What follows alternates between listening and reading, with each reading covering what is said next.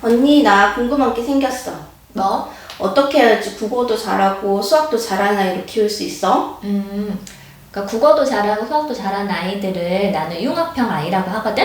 내가 이전에 자료 만들어 놓은 게 있으니까 그거 보면서 좀 설명을 해줄게. 융합형 인재는 일단 선생님들이 되게 좋아하는 아이야. 그러니까 언어 이해랑 유동 추론 편차가 없거든? 웩슬러 검사를 해봤을 때. 그래서 학교에서는 발표도 잘하고 수학 시험 보면 수학 문제도 잘 푸는 그런 아이들이지. 또 이런 친구들은 되게 다양한 경험을 많이 해서 이해력도 굉장히 좋고 선생님의 이야기를 굉장히 잘 받아들이지. 그러니까 똑같은 학습을 시켰을 때 성장 속도도 되게 빠르고 좋아. 그리고 가장 중요한 거는 이제 좀 더 남을 생각할 수 있는 그런 따뜻한 배려심, 따뜻한 리더십. 그러니까 남을 생각하는 건 배려지만 또 아이가 이끌어 나가야 할 때는 리더십도 필요하거든. 근데 너무 강한 카리스마보다는 따뜻하게 주변을 잘 챙기면서 이렇게 좀 친구들을 잘 끌어주는 친구들. 그러니까 모동 활동하면 이런 친구들이 되게 돋보여. 그래서 선생님들이 되게 좋아해. 근데 이런 친구를 만들려면 사실 이거는 가정에서 엄마표 교육으로 만들어지는 거거든. 그래서 엄마가 되게 노력을 많이 해야 돼. 엄마가 어떤 노력을 해야 되니까? 일단은 내가 가장 강조하는 거는 하브루타 교육이야. 근데 하브루타 교육은 유대인들이 자녀 교육을 할 때 썼던 방법이거든. 하브루타 교육이 뭐냐면 정답을 가르치는 것에서 벗어나자. 그래서 아이들이 스스로 어떤 정답을 찾아가게끔 엄마가 유도하는 거거든. 근데 그렇게 유도할 때 엄마가 적절한 질문을 통해서 아이에게 뭔가를 가르쳐 주는 거지. 쉽게 말을 하려면 엄마가 질문을 많이 하는 거야. 사고력 확장 질문.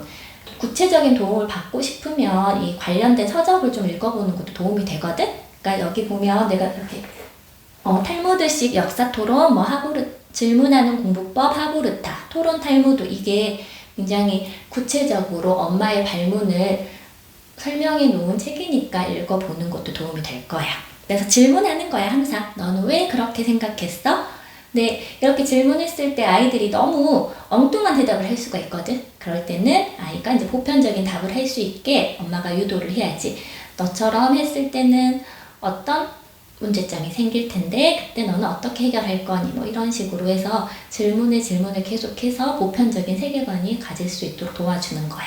그래서 융합형 인재를 키우려면 생활 속에서 되게 체험을 많이 해야 돼. 주말에 데리고 많이 놀러 다니는 건데 주중에 읽었던 책 중에서 아이가 궁금한 내용이 있으면 그것과 관련된 장소를 간다든지 그것과 관련된 체험을 한다든지 이렇게 주말에 체험학습을 하는 거고, 이 체험학습을 통해서 어휘력도 확장이 될 수 있어. 산에 가면 산에서 우리가 알려줄 수 있는 여러 가지 산나물 이름이라든지 나무의 종류, 침엽수, 화렵수 이런 것들을 가르쳐 줄 수 있잖아. 또 바다를 가면 갯벌에 사는 동물들에 대해서도 배우고 밀물과 썰물 이렇게 바다와 관련된 단어를 배울 수 있고, 강을 가면 강과 관련된 단어를 배울 수 있고, 이런 식으로 아이가 주말에 체험을 하는 장소가 다양해야 아이의 어휘력이 올라가.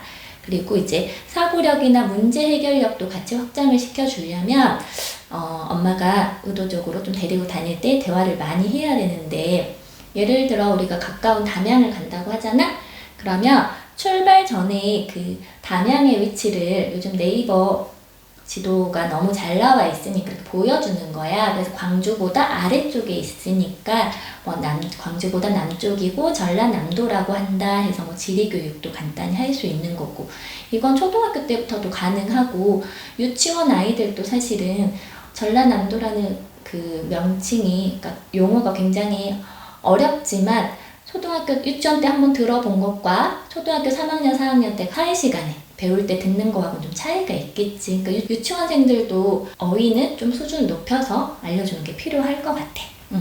그래서 담양의 위치 보여주고, 또 여기서 담양까지 몇 킬로미터 떨어져 있는지 내비게이션 이렇게 보면 몇 킬로미터 떨어져 있는지 보이잖아. 그럼 아이한테 봐봐, 몇 킬로미터 떨어져 있대 알려주고, 아빠는 시속 80km로 운전을 하신대. 그러면 1시간에 80km를 가는 거야.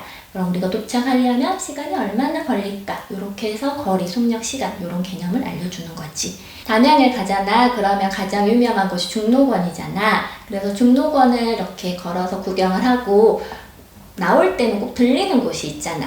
에버랜드 갔을 때도 나오면 꼭 들리는 곳 어디야? 기념품 말하는 거야?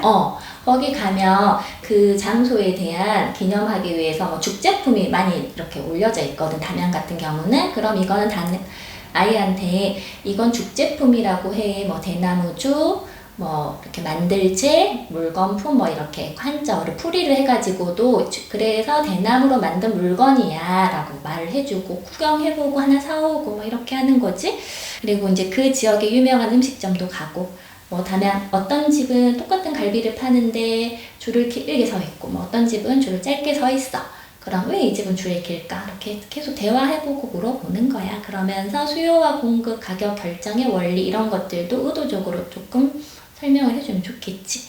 그리고 집에 왔을 때는 그냥 아휴 피곤하다 하고 그냥 자지 말고 갔다 온 것에 대한 결과 정리가 필요해. 그래서 내가 이번 체험을 통해서 알게 된 단어 또 나한테 가장 인상 깊었던 장소 그것만 쓰지 말고 왜 그곳이 가장 뜻깊었는지. 예를 들어서 애들은 먹는 게 가장 남거든. 뭐 담양 갈비가 제일 맛있었다. 다음에 또 오고 싶다. 이렇게 일기를 쓴단 말이야. 그러면 왜 갈비가 맛있었는지 자꾸 왜를 물어봐야 돼. 엄마가 해준 거랑은 어떤 점이 달랐어. 이런 식으로 질문이 구체적으로 들어가야 아이들이 계속 생각을 하고 이게 언어 부분에서의 사고력이고 어렸을 때는 이런 언어 사고력의 발달이